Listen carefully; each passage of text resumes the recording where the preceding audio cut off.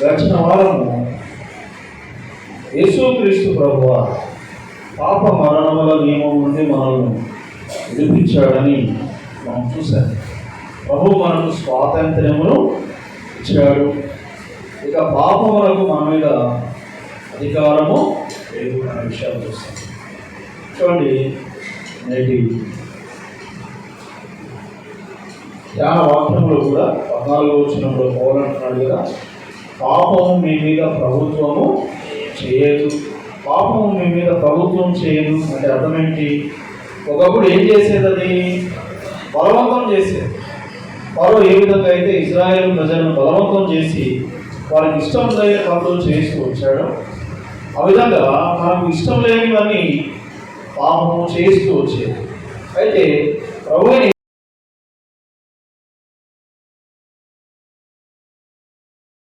దేవునికి కృతజ్ఞతాస్తుతులు చెల్లిస్తున్నాం. ఆ స్వాతంత్ర్యమును బట్టి పాపము ఇక మన నెలలు కూడా బలవంతము చేయలేదు, మనల్ని ఇబ్బంది పెట్టలేదు. చెడు చేయడానికి, కీడు చేయడానికి, పాపం చేయడానికి అది మన నెలలు కూడా ప్రోద్బలము చేయలేదు.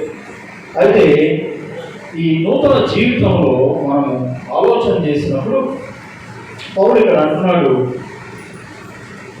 కాబట్టి శరీర దురాశలకు లోబడినట్లుగా చావునకు లోనైన మీ శరీరముకు పాపమును ఏలనీయదు. అంటే మరొకసారి మీరు ఆ పాపానికి అవకాశము ఇవ్వవద్దు అంటే ప్రభువు పాపము బంధకముల నుండి విడిపించాడు, పాపపు ప్రభుత్వం నుండి విడిపించాడు, స్వాతంత్రం ఇచ్చాడు.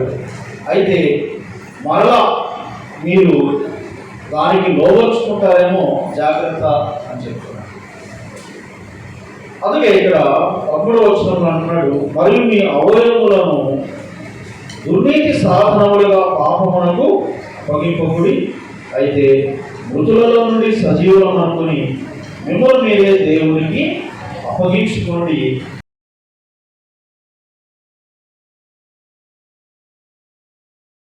ఒక్కటి సాధనములు అంటే కుటుంబంలో ఏమవుతుంది? ఆయుధములు అనే మాట చూస్తున్నాం. సాధనములు అంటే ఆయుధములు, లేదంటే వస్తువులు, వాడుకునే వస్తువులు. ఇలా మరి ఆ అవయవాలను వస్తువులతో పోలుస్తూ వాటిని దేనికోసం వాడుతున్నారో జాగ్రత్త అంటున్నాడు. దుర్నీతి అంటే ఏంటి? చెడు, పాపము, హాని, కీడు. నీతి అంటే ఏంటి? నీతి అంటే ఏంటి? చూడండి, నీతి అంటే యోహాను సువార్త 17వ అధ్యాయం 25వ వచనంలో యేసు ప్రభువు చెప్పారు. చూడండి, యోహాను సువార్త 17వ అధ్యాయం 25వ వచనం చదవండి. నీతి స్వరూపుడవగు తండ్రి అంటే దేవుడు ఎవరంట? అంటే నిలువెల్లా దేవుని చూస్తే ఏం కనపడుతూ ఉంటుందంట? నీతి కనపడుతుంది. అంటే నీతి అంటే ఎవరు? ఇప్పుడు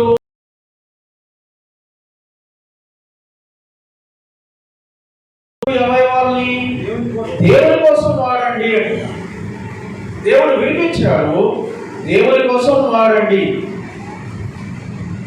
నీతి దేవుడైతే దుర్నీతి ఏంటి? దుర్నీతి అంటే అంటే ఏంటి? చెడు. నీతికి ఆపోజిట్, దేవునికి ఆపోజిట్ ఏంటి? దుష్టుడు, దుష్టత్వము. అంటే నీ దేహంలోని అవయవాలను దేనికోసం వాడుతున్నావు? దేవుని కోసం వాడుతున్నావా? దుష్టుని కోసం వాడుతున్నావా? మంచి కోసం వాడుతున్నావా? చెడు కోసం వాడుతున్నావా? మేలు కోసం వాడుతున్నావా? కీడు కోసం వాడుతున్నావా అనే విషయాలు చెప్తూ ఉన్నాడు. పిల్లల ప్రతి అవయవం గురించి ఇక్కడ హెచ్చరిక చేస్తున్నాడు. ఏమంటున్నాడు? మరియు మీ అవయవములను దుర్నీతి సాధనములుగా పాపములకు అప్పగింపకుడి. అంటే అది దేహంలోని అవయవాలతో పాపము చేయడానికి, పాపానికి అవయవాలు ఇవ్వద్దు, అప్పగించవద్దు. పాపానికి ప్రభుత్వం లేదు, అది నేను బలవంత పెట్టదు. అదే ఇప్పుడు జరిగేది ఏంటి అంటే ఏమంటున్నాడు? శరీర దురాశ అంటున్నాడు.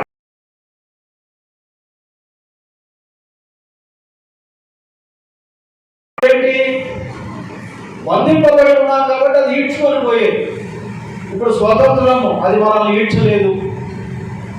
ఇప్పుడు ఎట్లా జరుగుతుంది అని అంటే, నీలో కనుక దురాశలు పుడితే, యాకోబు భక్తుడు కూడా అనేది అదే కదా. ఏమంటాడు ఆయన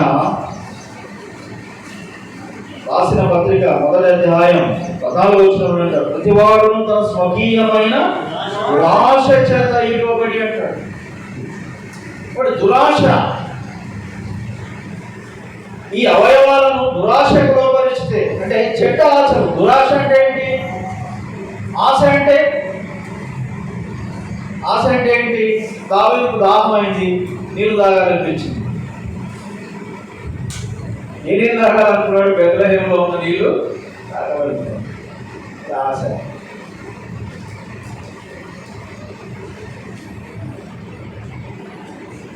దురాశ అంటే ఏంటి? ప్రియమైన వాళ్ళరా, చాలాసార్లు చెప్పుకుంటాను ఎగ్జాంపుల్స్. ఆశకు దురాశకు మధ్య వ్యత్యాసం. పెళ్ళిడు వచ్చింది, నాకు ఒక జీవిత భాగస్వామి దొరికితే బాగుంటుందని ఆశపడము, అనుకోవడం ఆశ. నాకు ఒక నాకు పెళ్ళైతే బాగుంటుంది, నాకు ఒక మంచి విశ్వాస అయిన భర్త, నాకు ఒక మంచి విశ్వాస అయిన భార్య దొరికి బాగుంటుంది అనుకోవడం ఆశ. అట్లా కాకుండా అదిగో ఫలానా వ్యక్తి భార్య ఉంది చూడు, ఆమె నా భార్య అయితే బాగుంటుంది, ఫలానా వ్యక్తి భర్త ఉన్నాడు చూడు, అతను నాకు భర్త అయితే బాగుంటుంది అనుకోవడం, అది దురాశ. అర్థమవుతుందా? ఆశకి దురాశకి మధ్య వ్యత్యాసం. బిర్యానీ తినాలనిపించింది, తప్పలేదు. ఆ పక్కలో తింటారు బిర్యానీ, అదే తినాలనిపిస్తే అదే బిర్యానీ కావాలి. దేవుడు ఏమంటున్నాడు? నీ పొరుగు వారిదకు ఏది కూడా నీవు ఆశింపవద్దు అంటున్నాడు. దురాశ అంటే ఏంటి? పొరుగు వారిదే కావాలనుకోవడం, అదే కావాలనుకుంటారు, అదే కావాలి. అహాబుకు దురాశ కలిగింది కదా, నాబోతు ద్రాక్ష తోట అదే కావాలంటున్నాడు, నాకు అదే కావాలి. ప్రియులారా, ధర్మశాస్త్రంలో ఆజ్ఞ ఏమని? ఇశ్రాయేలీయులు తమ ఆస్తులు, తమ పొలాలు అమ్ముకోవడానికి వీల్లేదు, కొనడానికి వీల్లేదు. రాజుకు తెలియదా మాత్రం? చూడండి, ఆశకి దురాశకి మధ్య వ్యత్యాసం మనం అర్థం చేసుకోవాలి. దురాశ ఏం చేస్తుందంట? అది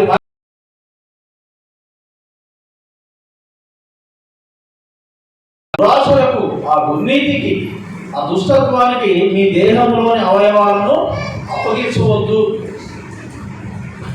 అంటే ఇప్పుడు ఏంటి? నీవుగా అప్పగించితే జరుగుతుంది. అది ఇంతకుముందు అట్లా కాదు, నువ్వు వద్దనుకున్నా జరిగేది. ఇప్పుడు నువ్వు కావాలనుకుంటేనే జరుగుతుంది, నువ్వు కోరుకుంటేనే జరుగుతుంది. నువ్వు వద్దనుకుంటే జరగదు, నువ్వు వద్దనుకుంటే జరగదు. ప్రియమైన వాళ్ళారా, లోబడినట్లుగా అంటున్నాడు. లోబడినట్లుగా అంటే, లోబడడం అంటే ఏంటి? నీకు నువ్వు స్వచ్ఛందంగా తీసుకెళ్ళి అప్పగించడం, ఇవ్వడం. స్వచ్ఛందంగా తీసుకెళ్ళి ఇవ్వడం. చూడండి, దేహంలోని అవయవాల్ని మనం దేవునికి అప్పగిస్తున్నామా, దుష్టుడికి అప్పగిస్తున్నామా? ఆ విషయాలు మనం ఆలోచన చేద్దాం. ప్రియులారా, ఇక్కడ ఆయుధములు అన్నాడు, అనగా వస్తువులు. ఇక్కడ పోరాటంతో ఆయన పోలుస్తూ, పోరాటంలో సైనికులు వాడే ఆయుధాల గురించి అక్కడ పదం ప్రయోగించాడు. మామూలుగా ఇన్స్ట్రుమెంట్స్, వస్తువులు కనుక మనము ఆలోచన చేస్తే ప్రతి వస్తువుతో మంచి చేయొచ్చు, చెడు కూడా చేయొచ్చు. ఖర్చు ఉంది, కూరగాయలు పంటలు కోసుకుంటే తప్పేం లేదు, మనుషులు పీకలకు వస్తే. అర్థమవుతుందా?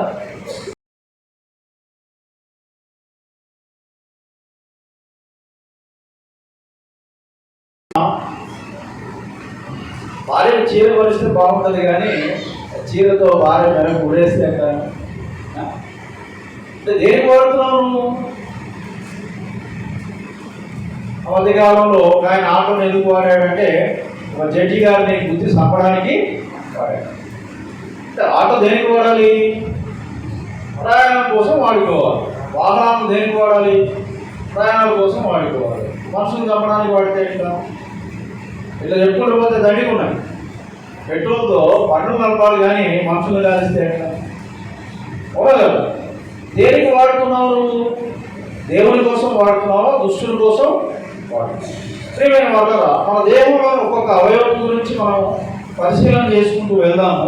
ఈరోజు అన్ని అవయవాలు చేయలేము, ఒక అవయవం చేద్దాం.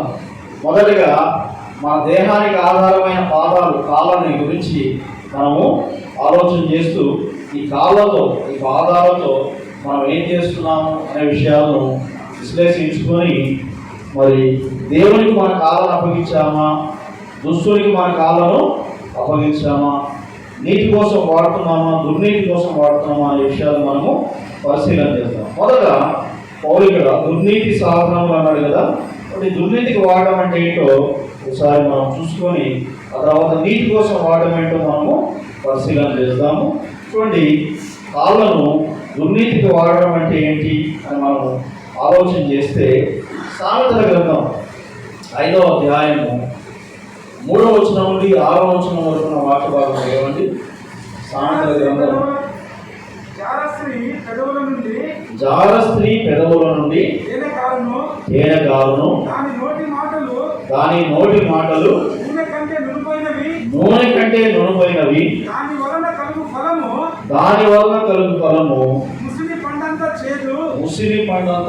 చేదు, పదులు గలది. 5వ వచనము ప్రాముఖ్యమైనది. చూడండి, దాని నడతలు మరణమునకు దిగుటకు దారిపోయిను, దాని అడుగులు పాతాళమునకు చక్కగా చేరును, అది జీవ మార్గమును ఏమాత్రము విచారింపదు, దానికి తెలియకుండానే దాని పాదములు ఇటు అటు తిరుగు. ఏమంటున్నాడు ఇక్కడ? ఎవరికి తెలియదంట? జారస్త్రీ అంటే ఎవరు? జారస్త్రీ అంటే ఎవరు? వాళ్ళు ఏమైనా వింతగా ఉంటారా? ఆ స్త్రీలు ఏమైనా ప్రత్యేకంగా ఉంటారా? ఎవరు జారస్త్రీ అంటే? అనైతిక లైంగిక కార్యకలాపాల వాళ్ళ మీద మనస్సు కలిగిన వ్యక్తి, అటువంటి స్త్రీ. బైబిల్ గ్రంథం మనం గమనించినప్పుడు, దైవ నియమం మనం గమనించినప్పుడు, శరీర సంబంధాలు ఎవరు కలిగి ఉండాలంటే వివాహం చేసుకున్న వారు మాత్రమే కలిగి ఉండాలి. వివాహానికి వెలుపల లైంగిక సంపర్కము నిషేధము.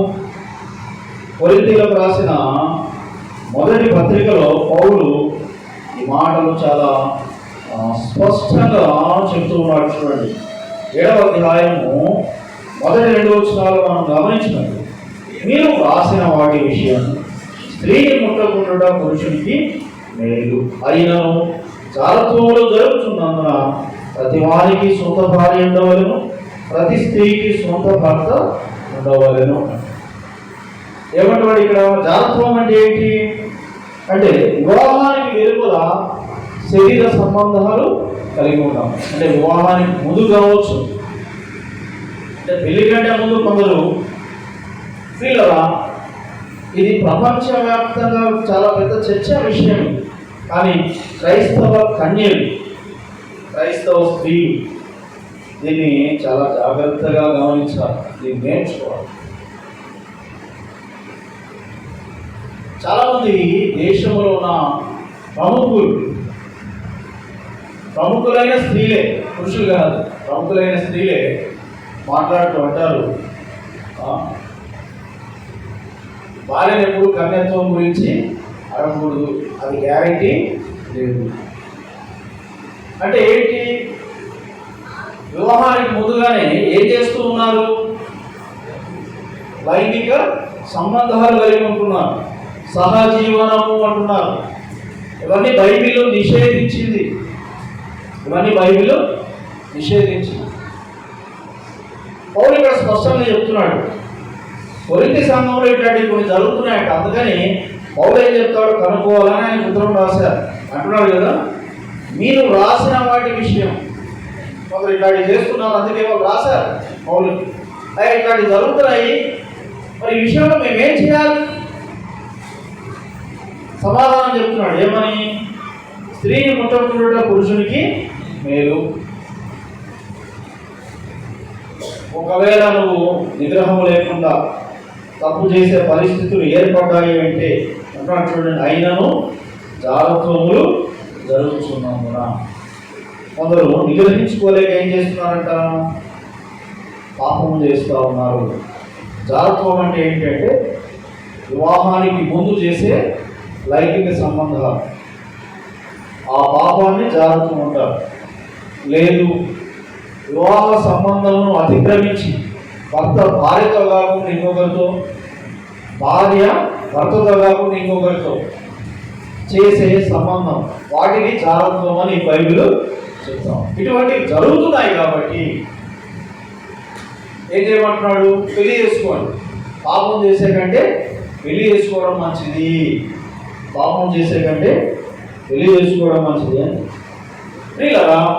అయితే కొందరు చేస్తున్నది ఏంటి అంటే కొందరికి ఈ విపరీత పోకడలు ఉంటాయి. ఈ విపరీత పోకడలు, ఆ విపరీత పోకడలతో వాళ్ళు ఏం చేస్తున్నారు అంటే సామెతల గ్రంథం 5వ అధ్యాయం 6వ వచనం చూస్తున్నాం. ఆ విపరీత ధోరణి, దాన్ని ఆశ అనరు, దాన్ని ఏమంటారు, దురాశ అంటారు. నిగ్రహించుకోలేకపోతున్నాం, ఏం చేయాలి, పెళ్లి చేసుకోవాలని కోరుకోవాలి, పెళ్లి చేసుకోవాలని ఆశపడాలి.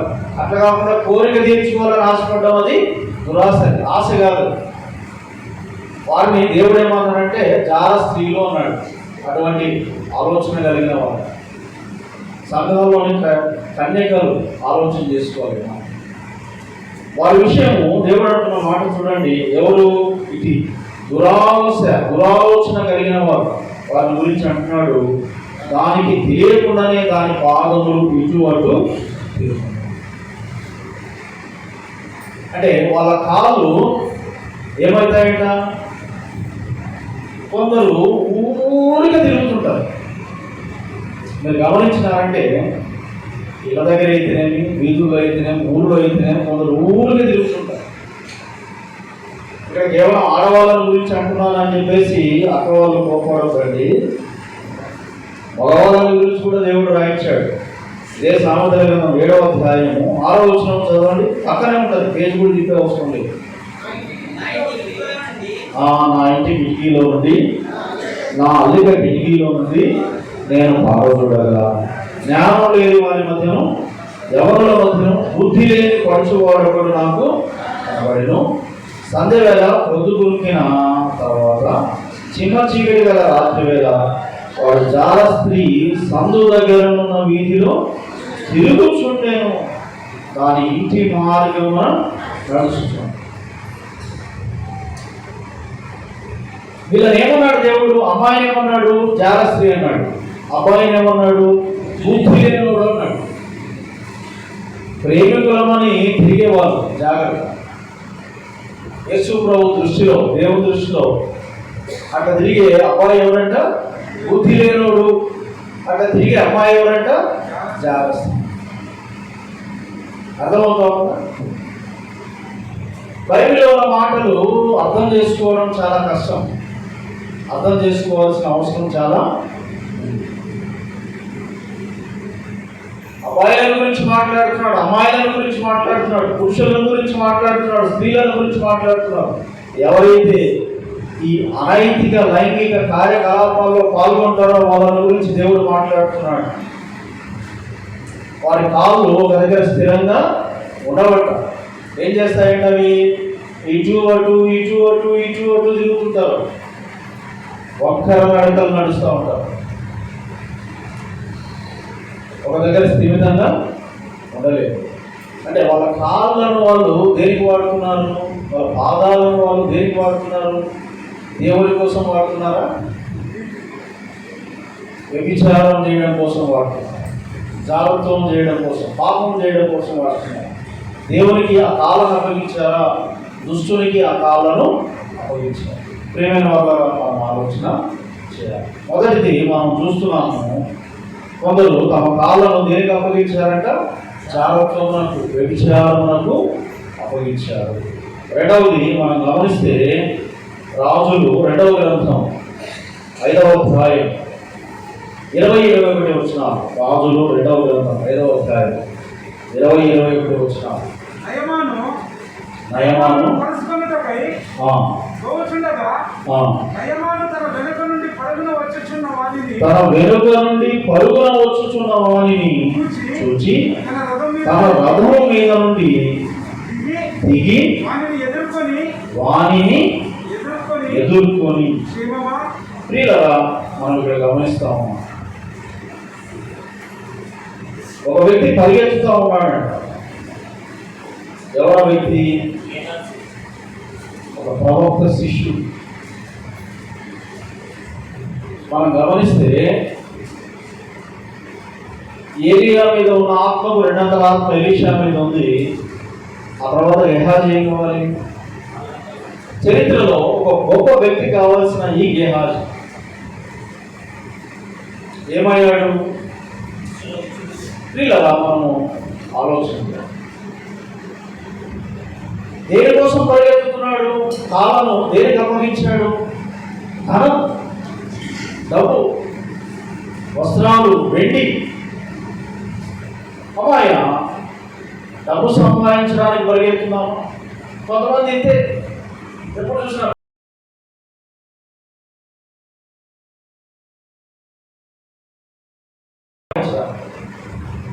ధనము ధనము ధనం.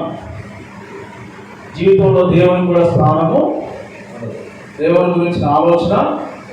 నిద్ర లేచినప్పుడు నిద్రపోయేవాడు పరిగెత్తుతూనే ఉంటారు, డబ్బు వెంటబడి పరిగెత్తుతూనే ఉంటారు. ఆ పాదాలని, ఆ కాళ్ళని ఎవరికి అప్పగించారు? డబ్బుకు అప్పగించారు. ఎక్కడ డబ్బు దొరుకుతుందో అక్కడికి పోతుంటారు, కానీ దేవుని గురించిన ఆలోచన వాళ్ళకి ఏమాత్రము.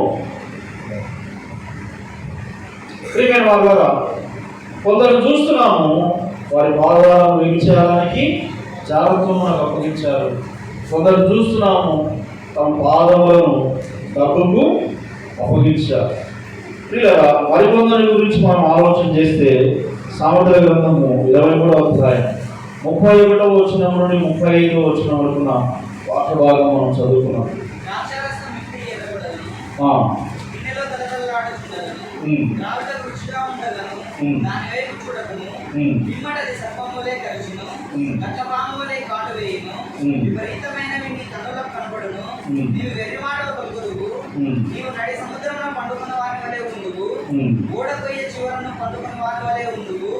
నన్ను కొట్టినను నాకు నొప్పి కలగలేదు, నా మీద దెబ్బలు పడినను నాకు తెలియలేదు. నేను ఎప్పుడు నిద్ర మేల్కొందును, మరలా దాన్ని వెదకుదును అని కొందరు ఏం వెతుకుతున్నారంట? మత్తు పానీయాలు, మద్యము, సారాయిని ఎత్తికేవాళ్ళు, వాటర్ని ఎత్తికేవాళ్ళు, కళ్ళును ఎత్తికేవాళ్ళు, గంజాయిని వెతికేవాళ్ళు. స్త్రీలరా, కొత్త పదార్థాలను వెతికేవాళ్ళు, గుట్కాలను వెతుక్కునేవాళ్ళు ఉన్నారా? మనలో ఎవరైనా? అమ్మాయ ఏం వెతుకుతూ పోతున్నాం? రోజు చర్చి ముందు నేను పని చేస్తా ఉన్నాను. ముసలాయన వచ్చినాడు. సార్ గంటలు ఏడవుతారు సార్ అంటారు. గంటల కూడా మీద నాగడతాను. గంట కదా, అదే సార్ గంటలు కడతారు కదా సార్, గంట ఏడవుతారు సార్. ఏమన్నా నువ్వు అడిగేది నాకేం అర్థం కావడం లేదు, నాకు తెలియదు. అక్కడ పోయాడు సార్, చాలా సార్ వీళ్ళు అమ్ముతారంటే కదా, ఇక్కడ ఏడవుతారు. ఏం వెతుక్కుంటూ వచ్చాడు? పొద్దున వచ్చినాడు, ఉదయాన్నే.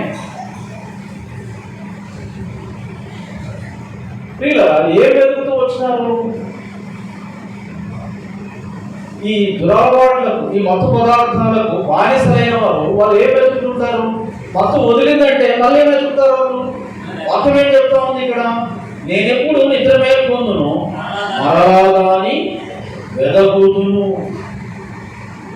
మత్తు దిగిందనుకో మళ్ళీ ఏం వెతుకుతారు వాళ్ళు? మళ్ళీ మత్తునే వెతుకుంటారు.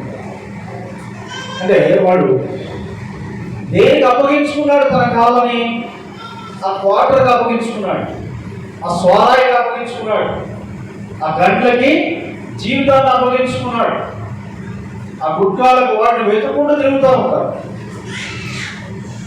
ప్రియమైన వాళ్ళగా, బైబిల్ గ్రంథంలో మనం చూస్తూ ఉన్నాం, దేవుడు నీకు కాలు ఇచ్చాడు. ఎందుకు?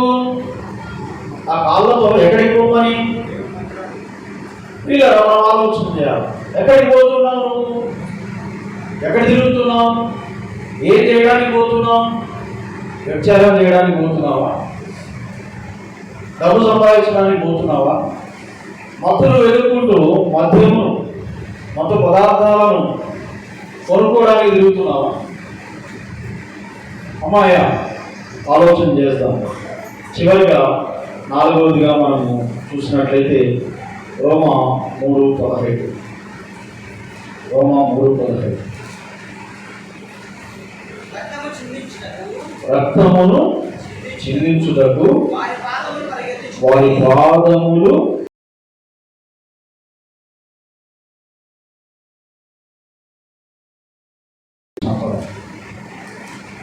మనుషుల్ని చంపడం. దీని గురించి భక్తుడైన యూదా రాసిన పత్రిక 11వ వచనంలో అంటాడు, కయీను నడిచిన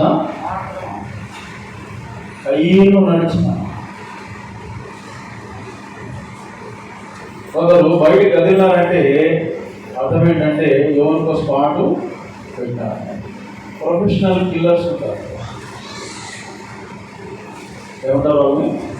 అంటే వాళ్ళ వృత్తి ఏంటంటే మనుషులని చంపడమే వృత్తి. హంతకుల మీద ఒక సినిమా తీశారు, అది చాలా ఫేమస్ అయిపోయింది. అంటే ప్రజలు ఎటువంటి సబ్జెక్ట్స్ని ఆదరిస్తూ ఉన్నారు, ఏం చూడడానికి ఇష్టపడుతున్నారు? హీరో ఒక హంతకుని రోల్ వేస్తే, ఒక ప్రొఫెషనల్ కిల్లర్ రోల్ వేస్తే ఆ సినిమాని వేరుగా చూస్తున్నారు. అంటే హీరో ప్రజలకు సమాజానికి ఇస్తున్న సందేశం ఏంటి? అభిమానుల్ని ప్రొఫెషనల్ కిల్లర్స్గా మారమని చెప్తున్నాడా? ఎటువంటి సబ్జెక్ట్స్ టేకప్ చేయాలి, ఏ రోల్స్లో వాళ్ళు నటించాలి, అవగాహన లేదు. అమ్మాయి కొందరు ఏం చేస్తున్నారంట? రక్తము చిందించుటకు. వీళ్ళ 4 విషయాలు మనం చూస్తున్నాం. దుర్నీతికి కాలము పాదములను అప్పగించినవా, వ్యభిచారము జాగ్రత్తము జరిగించడానికి మొదలైతే ఎందుకోసం తిరుగుతున్నారంట? కాలతో వ్యభిచారం చేయడానికి తిరుగుతున్నారు.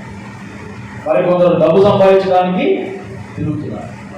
మరికొందరు మత్తు పదార్థాలను వెతుక్కుంటూ తిరుగుతున్నారు. మరికొందరు మనుషులను చంపడానికి తిరుగుతున్నారు. వీరందరూ తమ కాళ్ళను తమ పాదములను దేనికి అప్పగించుకున్నారు? దుర్నీతికి సాధనములుగా, ఆయుధములుగా అప్పగించుకున్నారు. ఇటువంటి పనులు మనలో ఎవరైనా చేస్తున్నామో అంటే దాని అర్థం ఏంటి? మన పాదాలను, మన కాళ్ళను మనం బయటికి అప్పగించుకున్నాము. దేవునికి కాదు, ఎవరికి? దుష్టునికి, దుర్నీతికి, ఆ శరీర దురాశలకు లోబర్చా, అవయవాలను అప్పగించేశా. స్త్రీలరా, దేవుడిచ్చిన కాళ్ళతో చేయాల్సింది ఏంటి అని మనం ఆలోచన చేస్తే బైబిల్ గ్రంథం మనకు కొన్ని విషయాలు చెప్తాము.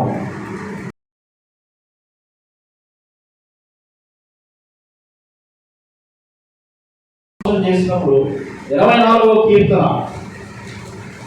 5వ గీతవాక్యం నుండి 7వ గీతవాక్యం వరకు చదువుకుందాం. 24వ కీర్తన. నీ వలన బలము నొందిన మనుష్యులు ధన్యులు, యాత్ర చేయు మార్గములు వారికి అతి ప్రియములు. వారు బాగలోయలో పడి వెలుచు దానిని జలమయముగా చేయుదురు. తొలగరి వాన దానిని దీవెనలతో కప్పును. వారు నానాటికి బలాభివృద్ధి నొందుచు ప్రయాణం చేయుదురు. వారిలో ప్రతి వాడును సీయోనులో దేవుని సన్నిధిని కనబడును. అమ్మాయ, ఇక్కడ కొంతమంది తమ కాళ్ళను వాడుతున్నారు, తమ పాదాలను వాడుతున్నారు. దేనికి అప్పగించుకున్నారు? తమ కాళ్ళను, తమ పాదములను దేవుని మందిరానికి రావడానికి. చూడండి, ఈ వచనాల్లో ఎంతో ఆత్మీయ సత్యం ఉంది. మోకాళ్ళ నొప్పులు ఎవరికైనా ఉన్నాయా? మడాల నొప్పులు ఎవరికైనా ఉన్నాయా? మీ నొప్పులు పోయే మార్గం ఇక్కడ ఉంది. మీకు పరిష్కారం దేవుడు ఇక్కడ రాయించాడు. ఇలా బాకాలోయ అంటే అర్థం ఏంటంటే, ఇజ్రాయెల్ దేశంలో ఒక ప్రాంతం ఉంది. వీళ్ళకు సంవత్సరానికి 3 పండుగలు ఖచ్చితంగా ప్రతి పురుషుడు ఆ 3 పండుగలప్పుడు యెరూషలేము మందిరంలో దేవుని సన్నిధిలో కనపడాలి. అందుకోసం ఆ 3 పండుగలప్పుడు దేశం నలుమూల నుండి, ప్రపంచంలో ఎక్కడ నుండి కూడా యెరూషలేముకు వస్తారు. ఆ రోజుల్లో ట్రాన్స్పోర్ట్కి ఏమున్నాయి? మనకు బండ్లు ఉన్నాయి, వాహనాలు ఉన్నాయి. ఎట్లా వచ్చేవాళ్ళు? వాళ్ళు నడుచుకుంటూ వచ్చేవాళ్ళు. ప్రపంచంలో ఎక్కడా నుండి కూడా యూదులు ఆ పండుగ టైం ఏం చేసేవాళ్ళు? నడుచుకుంటూ వచ్చేవాళ్ళు. దేవాలయానికి, మందిరానికి, దేవుని ఆరాధించడానికి నడుచుకుంటూ వచ్చేవాళ్ళు. వచ్చే సమయంలో ఒక ప్రదేశం కూడా వీళ్ళు రావాలండి. అది బాకాలోయ. బాకా అంటే మన తెలుగులో బాకా కాదు. తెలుగులో బాకా అంటే ఏంటి?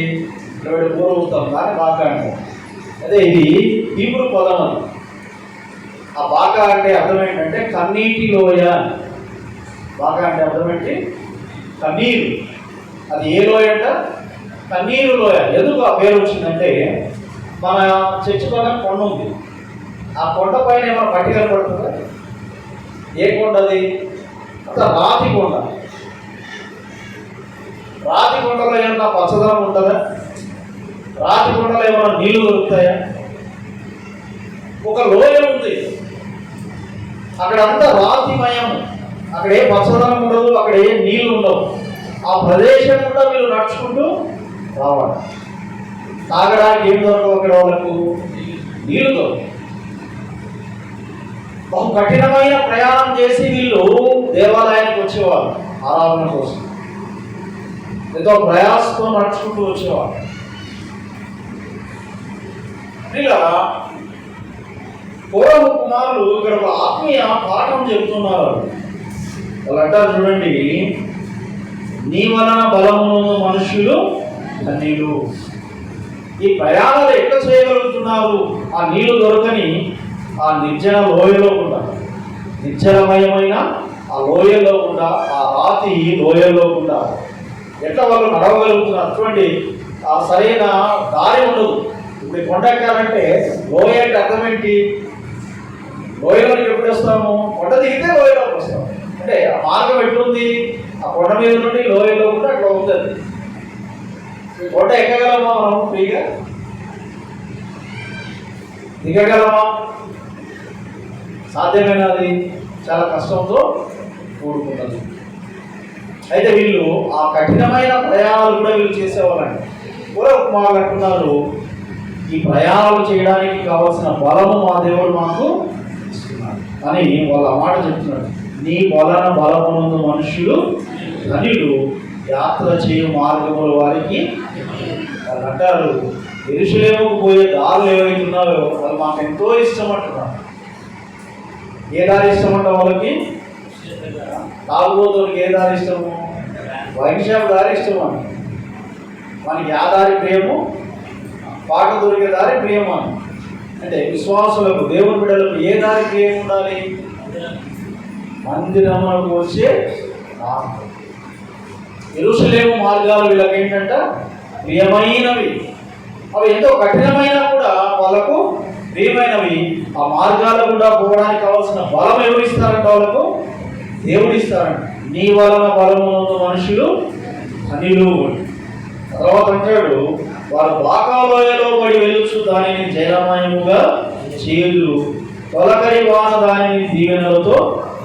వీళ్ళు ఏం చేసేవాళ్ళంటే పోతూ పోతూ ఊరుకునకుండా అక్కడ చిన్న చిన్న గుంటలు తోవేవాళ్ళు. ఆ రాత్రి వాళ్ళ సామర్థ్యం కొద్ది, శక్తి కొద్ది చిన్ని చిన్ని గుంటలు తోవేవాళ్ళు.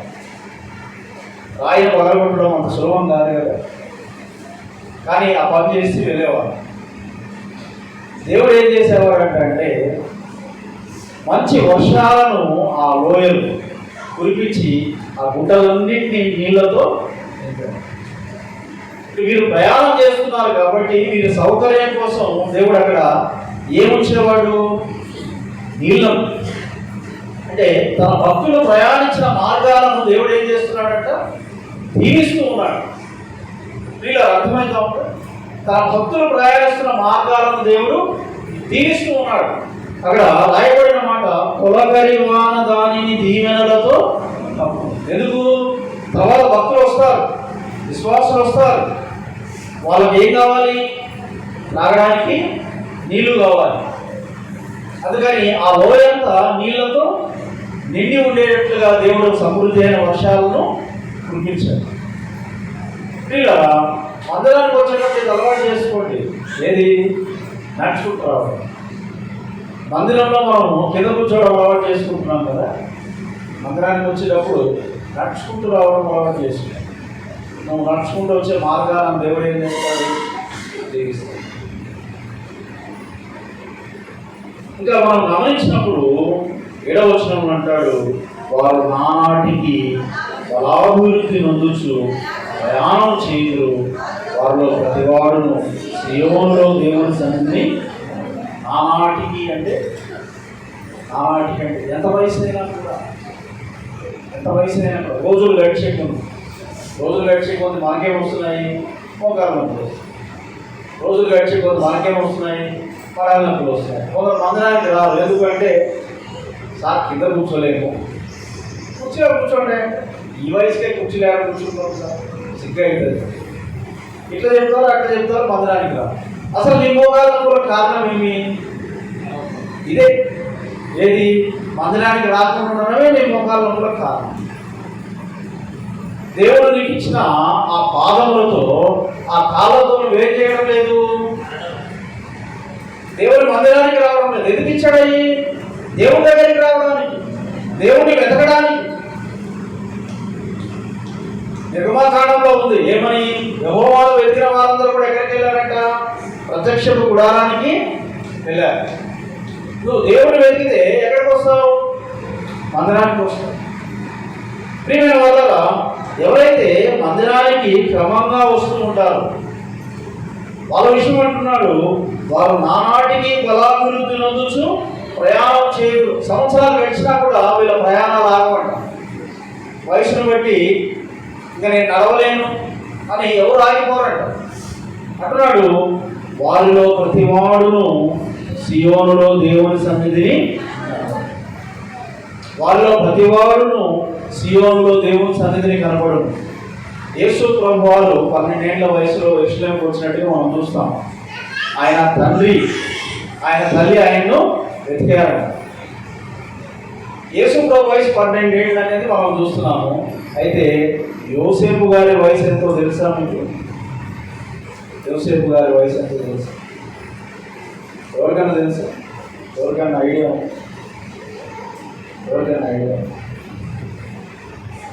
ఆయన వయసు సుమారుగా 90.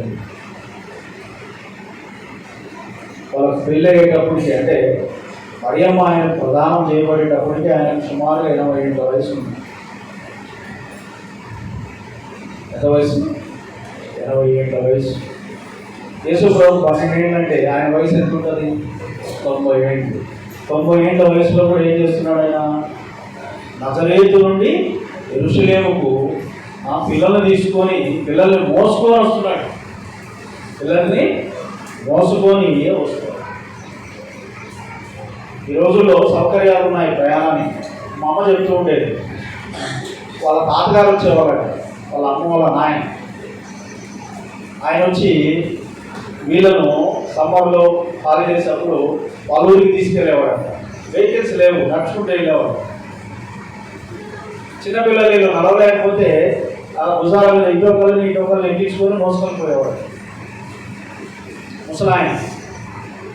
వీళ్ళ మన వయసు ఎంత ఉంది? 30 ఏళ్ళు కూడా ఉండవు మోకాల నొప్పులు అంటారు.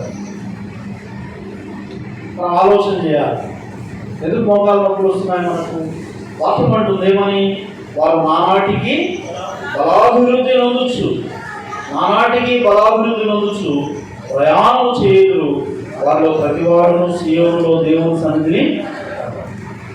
వీళ్ళ ఈ వచనాన్ని నేను పరిశోధించి తెలుసుకున్నాను. మాటలు చదువుతున్నప్పుడు ఆత్మదేవుడు నాకు చెప్తున్న విషయాలను బట్టి ఇది నిజమా అని నేను దీన్ని ఆచరించడానికి ప్రయత్నం చేశాను. 2009లో నాకు యాక్సిడెంట్ అయిన తర్వాత, చేయి ఫ్రాక్చర్ అయిన తర్వాత మనిషి కొంచెం లావైపోయి కనీసము 2 నిమిషాలు కూడా మోకాళ్ళు ఉండలేనంతగా అవుతాను. ఆ టైంలో ఎంతో సిగ్గుతో ప్రభు సన్నిధిలో కన్నీరు గార్చి ఏడ్చినప్పుడు ప్రభు ఈ విషయాలు బయలుపరిచాడు, ఈ వచనాలు చూపించాడు. నిజంగా మందిరానికి నడుచుకుంటూ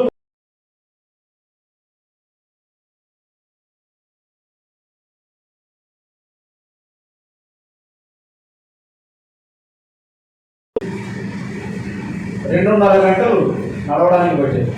ఉదయం 6-6:30 బయలుదేరితే 8:30-9 కల్లా అక్కడ ఉండేవాడు. 9:30కి ఆరాధన.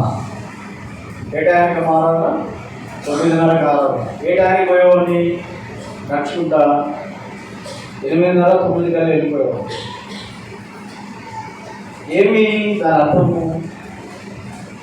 యేసు ప్రభువు అంటున్నారు, పేతురు నీవు నన్ను మీరందరికంటే ఎక్కువగా ప్రేమించుకున్నాను.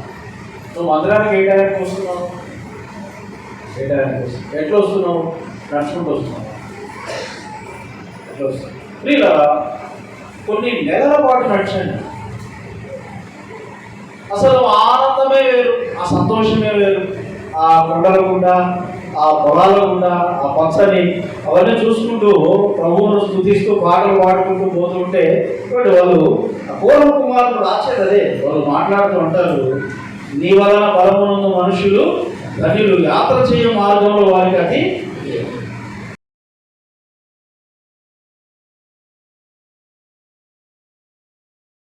తీసుకు వెళ్ళిపోతూ ఉంటారు సంతోషంగా. నిజంగా అనుభూతులే వేరు. వీళ్ళరా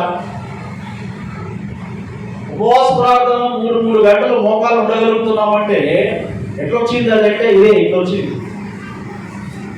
నాకంటే వయసులో చిన్నవాళ్ళు కనీసం అర్ధ గంట కూడా మోకాలు ఉండలేకపోతున్నారు.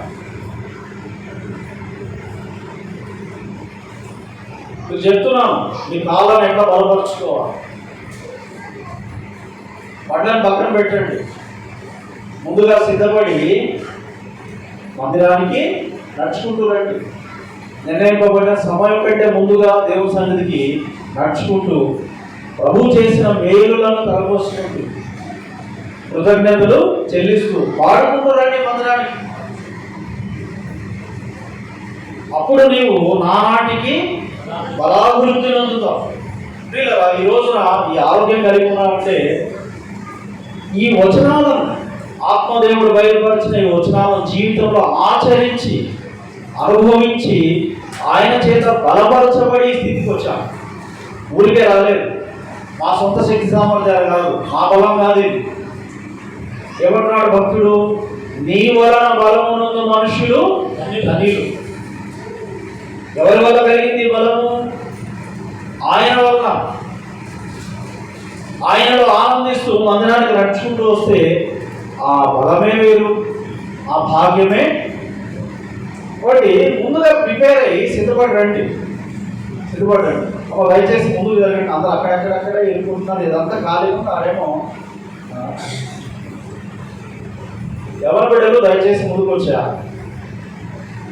యవనస్తులు అక్కడే కూర్చుంటారు, ముసలోళ్ళు అక్కడే కూర్చుంటారు, పిల్ల తల్లులు అక్కడే కూర్చుంటారు. అందరూ అక్కడక్కడక్కడక్కడే. ఇదంతా ఖాళీ. దేవుడిచ్చిన పాదాలను, దేవుడిచ్చిన కాళ్ళను దేనికోసం వాడాలంట? దేవుని దగ్గరికి రావడానికి, దేవుని మందిరానికి రావడానికి వాడాలి. అప్పుడు అవి ఆరోగ్యం ఉంటాయి. అవి అప్పుడు దేవుని చేత ఏమవుతాయి? బలపరచబడు.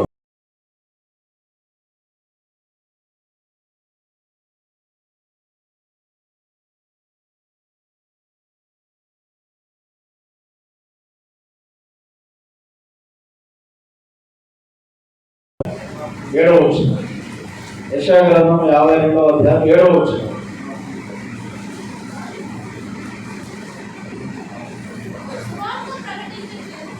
సువార్త ప్రకటించుచు సమాధానము చాటించుచు సువర్తమానం ప్రకటించుచు రక్షణ సమాచారం ప్రచురించు వారి పాదములు, నీ దేవుడు ఏలుచున్నాడని సీయోనుతో చెప్పుచున్న వారి పాదములు పర్వతముల మీద ఎంతో సుందరములైన. ఏమంటున్నాడు ఈయన? తన కాలము దేనికి వాడాడంట? వాడుతున్నావా? సువార్త కోసం ఎప్పుడన్నా తిరిగావా? ఎక్కడన్నా తిరిగావా? ఎక్కడికైనా వెళ్ళావా? నోటితో చెప్పకపోయినా చేతితో ఒక పత్రికను అట్లా పంచిపెట్టావా? ప్రియమైన వాళ్ళ, నశించిపోతున్న ఆత్మలు మన చుట్టూ ఎన్నో ఉన్నాయి. ఎంతో మంది ఉన్నారు ప్రభువుని ఎరుగని వారు. ఆ శ్రేష్ఠ రక్త ప్రోక్షణలోనికి రాకుండా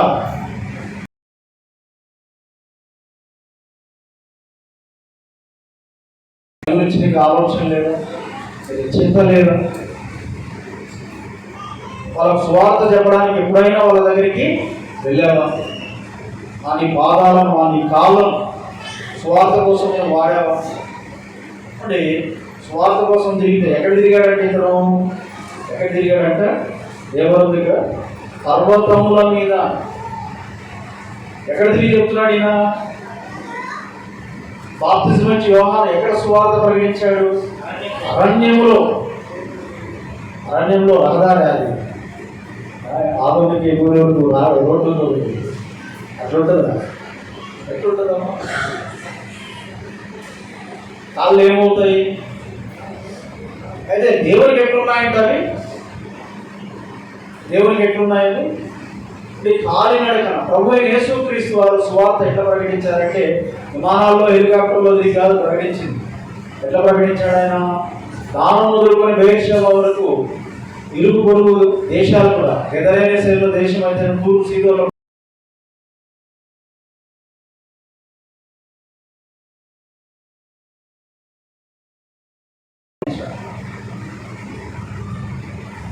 ఆ కాళ్ళు ఎట్లుంటాయి?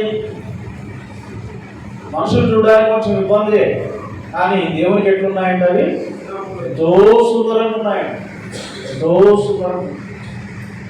ఇలా మొదటిది, దేవుని మందిరానికి రావడానికి ఆ పాదాలు కాళ్ళు వాడాలి. దేవునికి అప్పగించుకోవడం, నీతి సాధనములుగా ఆ అవయవాలను అప్పగించడం అంటే ఏంటంటే ఇది. రెండవది, సువార్తకు వాడడం, సువార్త పని చేయడం. మూడవది, మనం గమనించినప్పుడు 95వ కీర్తన 7వ గీత వాక్యం, ఉదయకాల ఆరాధన తలంపులో మనం చూసాం కదా.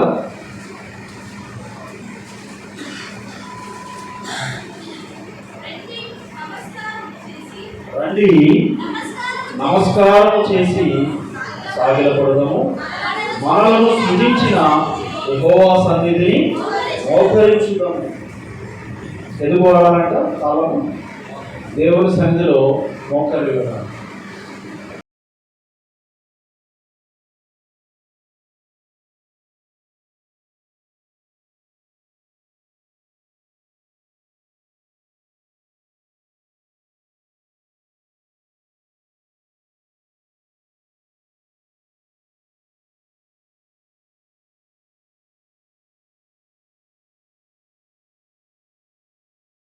సన్నిధికి వచ్చేదామని వాక్యం చెప్తుంది.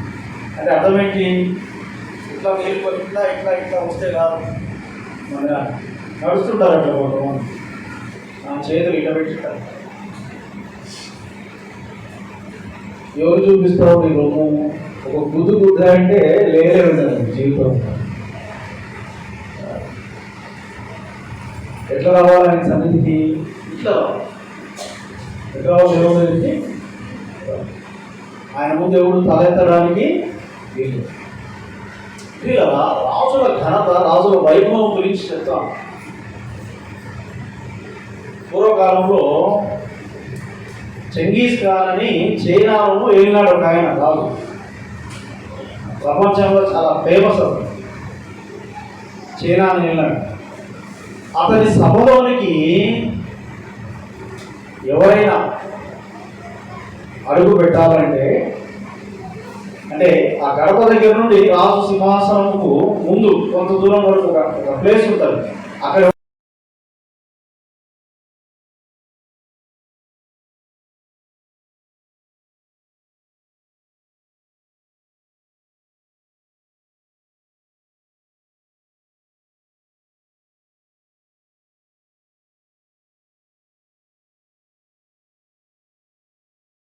పోవడానికి ఎవరు కూడా నడుచుకుంటూ పోవడానికి లేదు.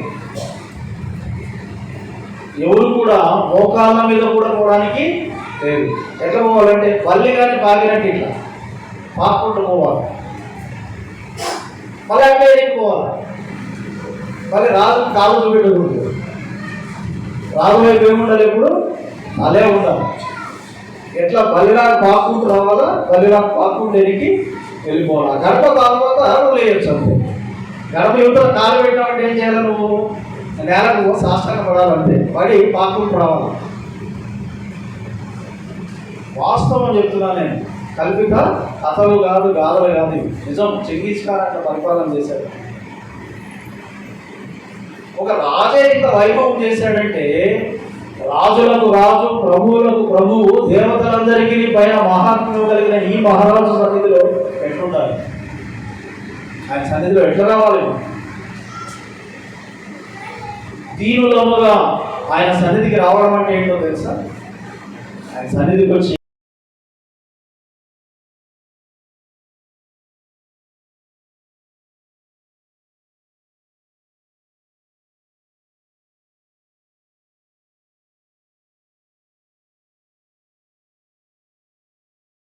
మేము మా దేవుడు అని ఆయన్ను మాకు కనపరుచు. ఇలా మొదటిది దీనత్వము, రెండవది కనపరచడం. చూడండి, ఎస్తేరు గ్రంథంలో మనం చూస్తే 3వ అధ్యాయం మొదటి 2 వచనాలు చదవండి. ఎస్తేరు గ్రంథం 3వ అధ్యాయం మొదటి 2 వచనాలు.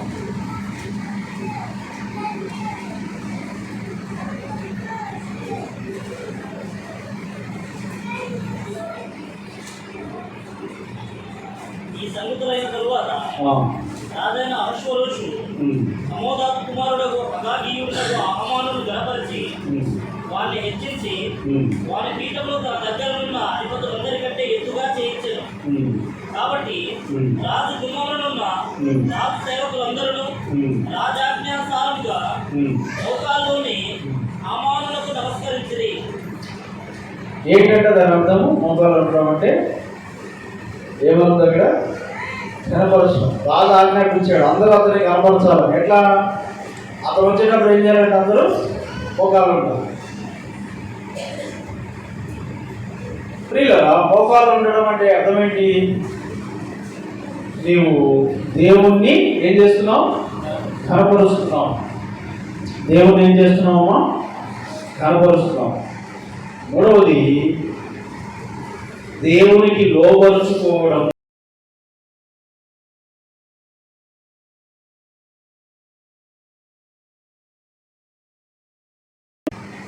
నాలుగవది 30వ కీర్తన. అసలు కీర్తన అంటే అర్థం ఏంటి? కీర్తన అంటే అర్థం ఏంటమ్మా? ఆరాధన. పాటలు పాడుతున్నామంటే అర్థం ఏంటి? దేవుణ్ణి ఆరాధిస్తున్నాం. ఎట్లా ఆరాధించాలో భక్తుడు అక్కడ చెప్తున్నాడు. ఏమని? సాగిలపడి ఆరాధిస్తాము, మోకాలు నుండి ఆరాధిస్తాము, పాటలు పాడి ఆరాధిస్తాము, కృతజ్ఞతార్పణలు చెల్లిస్తూ దేవుణ్ణి ఆరాధిస్తాం. మోకాలు అంటే అదేదో దాంట్లో ఇంకా భావం ఉంది. మొదటిది ఏంటి? మనము దీనులము కావడం. రెండవది దేవునికి లోబర్చుకోవడం. మూడవది దేవుణ్ణి కనపరచడం. నాలుగవది దేవుణ్ణి ఆరాధించడం. మోకాళ్ళ జీవితం. ప్రియులారా, దానియేలు సింహపు గుహలో వేయడానికి కారణం ఏంటి? దానియేలును సింహపు గుహలో వేయడానికి కారణం ఏంటి? ఏం చేశాడంట?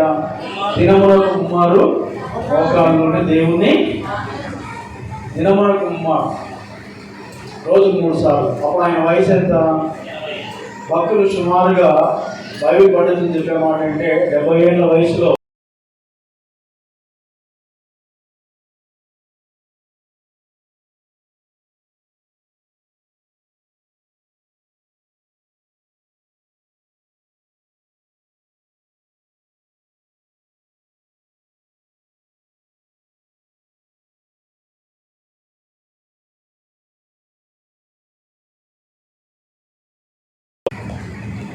స్త్రీల ఆలోచన చేస్తుంది. నన్ను చూసి ఏం నేర్చుకుంటున్నారు? చూస్తూనే ఉంటారు. చూడండి, నాకంటే వయసులో పెద్దోళ్ళ గురించి నేను అన్నాను. నాకంటే వయసులో చిన్నోళ్ళు ఏం నేర్చుకోవాలి నన్ను చూసి? ఇక అందరికీ నేను సవాల్ వేస్తున్నాను. ఇటువంటి ఛాలెంజెస్ తీసుకోండి. ఫేస్బుక్లో, యూట్యూబ్లో, సోషల్ మీడియాలో ఏవో ఛాలెంజెస్ విసురుతూ ఉంటారు కదా, అది చేయండి చూద్దాం, ఇది చేయండి చూద్దాం. విశ్వాసమైన మనం, దేవుని బిడ్డలమైన మనం ఎటువంటి ఛాలెంజెస్ తీసుకోవాలి? ఇవి. అన్న గంట సేపు ఉంటాడు మోకాళ్ళు, అయితే నేను 2 గంటలు ఉంటాను. తీసుకోండి ఛాలెంజ్. 10 నిమిషాలు మోకాళ్ళు ఉంటాడు, 10 సార్లు లోపలికి బయటికి బాస్ పిల్లల 70 ఏళ్ల వయసులో దినములకు 3 మోకాళ్ళు నుండి ప్రార్థన చేస్తున్నాడు. ఈయనకంటే ఎక్కువ వయసులో మోకాళ్ళు ఉన్నాయని ఒక ఆయన చూశాను. ఇంతకుముందు కూడా చాలాసార్లు చెప్పాను. ప్రభు పిలుపు అందుకొని ప్రభుత్వాన్ని చేరారు. అనంతపురం నుండి వచ్చింది మా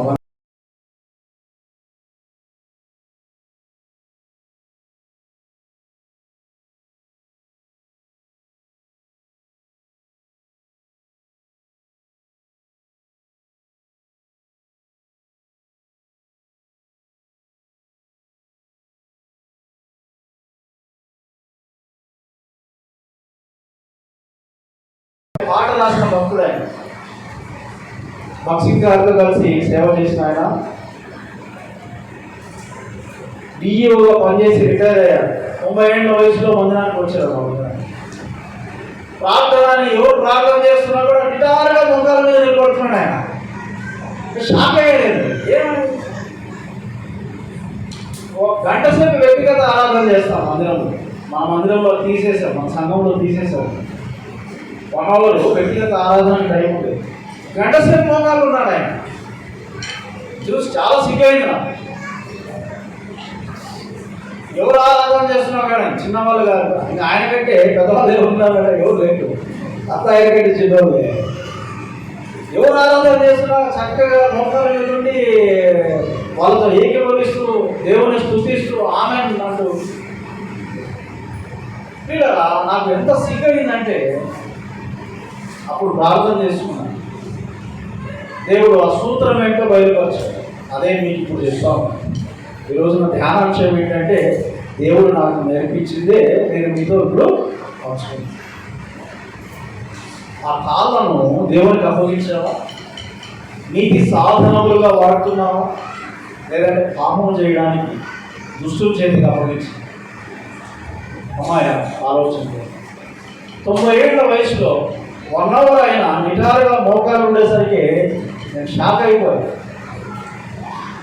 ఎక్కడి నుండి వచ్చింది బలము? వాక్యం ఏమంటుంది? నీ వలన బలమునందు మనుష్యుడు. ఎక్కడి నుండి వచ్చిందమ్మ బలం? అది తినే తిండిల నుండి వచ్చింది కాదు.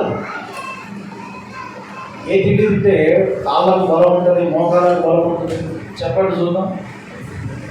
అందరు తింటారు, ఎవరికి మోకాళ్ళ నొప్పులు ఉండవు. ఎక్కడొచ్చింది ఆ బలము అంటే ఒక్కడంట, నీ వలన బలమునందు మనుషుడు. అమ్మాయ దేవుని కోసం కాళ్ళను. చివరిగా మనం చూసినప్పుడు ప్రభువైన యేసుక్రీస్తు వారు కూడా లూకాసు వార్త 22వ అధ్యాయం 41వ వచనం. లూకా 22:40 చూడండి.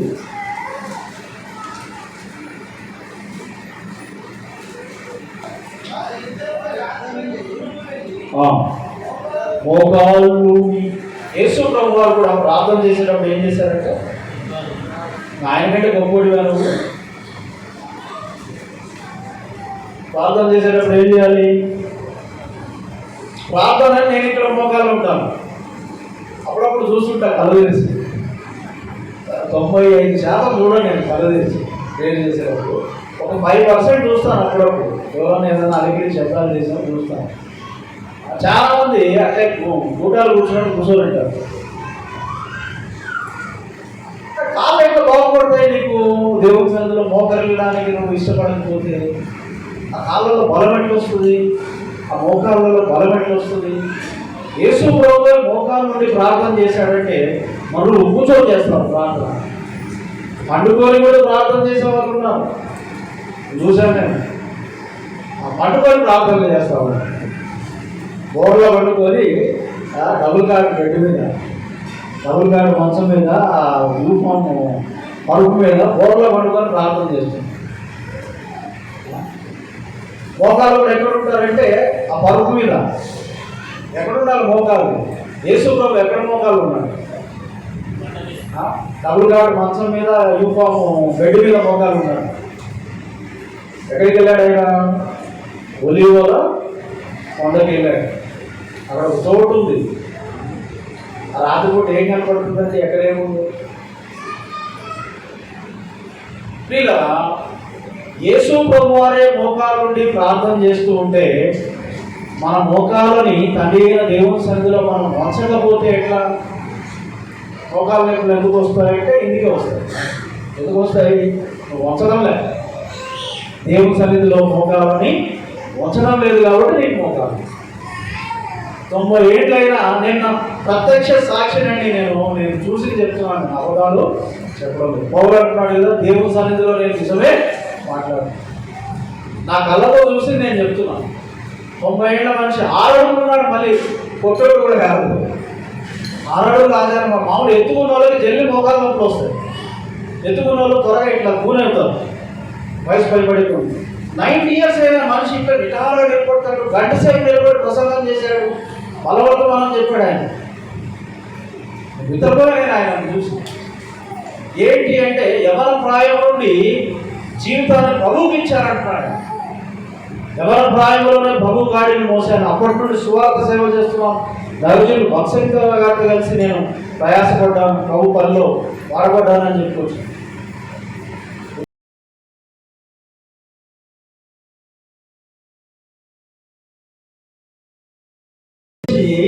చదివాను, ఆయనను కల్లారా చూశాను.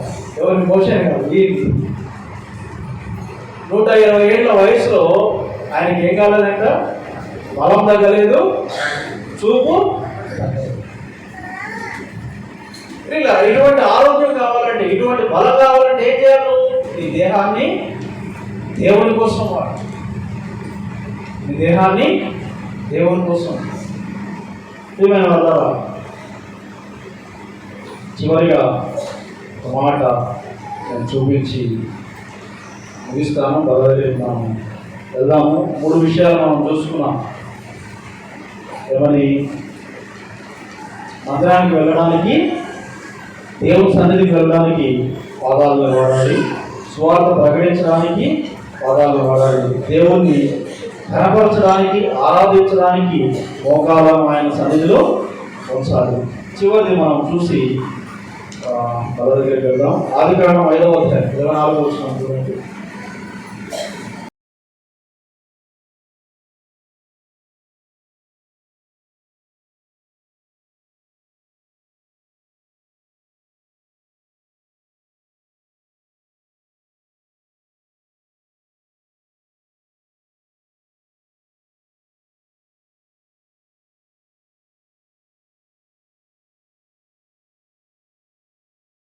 దుష్టుల ఆలోచన చొప్పున నడవగానే మొదటి కీర్తన మనకు చెప్తారు. ఈయన ఎవరితో నడిచాడంట? దేవునితో నడిచాడు. 6వ అధ్యాయం 9వ వచనం చూడండి.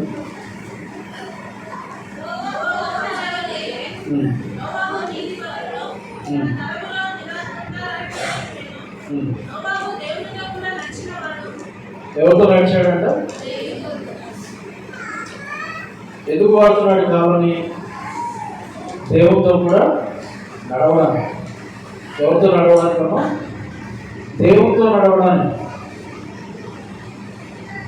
దేవుని మందిరానికి రావడానికే కాదు, దేవుని స్వార్థ ప్రకటించడానికే కాదు, దేవుని ఘనపరిచి ఆరాధించడానికే కాదు. దేనికి వాడుతున్నారంటే వాళ్ళు?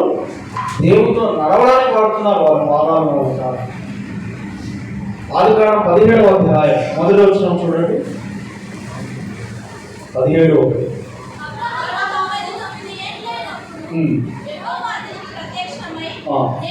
నేను సర్వశక్తి గల దేవుడను, నా సన్నిధిలో నడుచుచు నిందారహితుడవై ఉండము. ఎక్కడ నడవమన్నాడు దేవుడు? పితరుడైన అబ్రహాము మన విశ్వాసమునకు తండ్రిగా ఆయన తీర్చబడ్డాడు కదా. ఏమంటున్నాడు? నా సన్నిధిలో నడుచు. ఎక్కడ నడవాలంట? దేవుని సన్నిధిలో.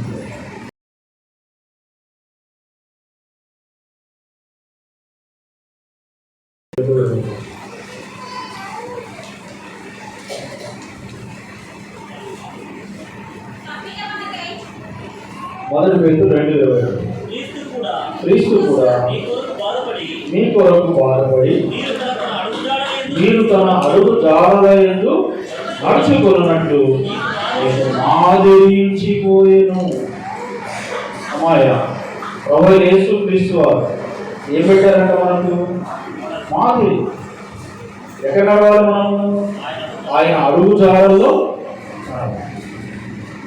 ఆయన అడుగు జాడల్లో నడవాలి. ఆ భక్తులు నడిచినట్లుగా దేవునితో కూడా హానోకు అయితేనేమి, నోహు అయితేనేమి, అబ్రహాం అయితేనేమి, ఆ భక్తుల వలె మరి ముఖ్యంగా మన ప్రభువైన యేసుక్రీస్తు వారు నడిచినట్టుగా తండ్రితో మనం నడవాలంటే ఏ అడుగు జాడలను అనుసరించాలి మనము? యేసు ప్రభు వారి ఆ అడుగుకు అడుగు వేసుకుంటూ నువ్వు ముందుకు వెళ్ళావంటే చాలు, నీవు ధనుడవు. నీ జీవితము ఘనమైనది. నీ పాదములను, నీ కాలము నువ్వెవరికి అప్పగించావు? దేవునికి, నీతికి సాధనములుగా నువ్వు వాటిని అప్పగించావు. ప్రియమైన వాళ్ళ పౌలు అంటున్నాడు, నేను క్రీస్తును పోలి ప్రభువారి అడుగు జాడలు ఎవరు నడిచారట? పౌలు నడిచాడు. నువ్వు నడుస్తావా?